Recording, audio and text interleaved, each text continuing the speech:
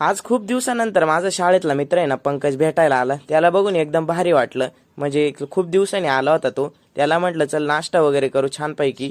आणि मग त्यानंतर सौरभ पण आला आणि दोघांशी चांगल्या गप्पा केल्यानंतर ते म्हणे आता जातो बऱ्याचशा वेळानंतर. त्यांना म्हटलं चालेल ओके या म्हटलं. मग त्यानंतर खाली आलो वावरात. वावरात आपलं काम चालूच राहतं काय, त्याला काय सुट्टी नाही. काका म्हणे आपलं ना रेन पाईप करायची जुन्या घासाला. म्हटलं चालन जुन्या घासाला रेन पाईप करून घेऊ.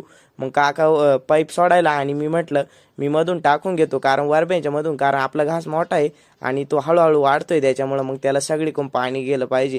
काका म्हणे आपल्याला हे चांगल्या पद्धतीने करावं लागेल कारण पाणी हे सगळ्यांना गेलं पाहिजे. मग साईडला थोडेफार कांद्याचे वाफळे होते त्यांना पण हे टाकून घेतलं. आणि आपण ना ऊसाचं खोंड्या पण लावलंय म्हणजे बेनं त्याला पण ड्रीप करायचं होतं. मग खालून थोडं ड्रीप आणलं अजून वावरातून.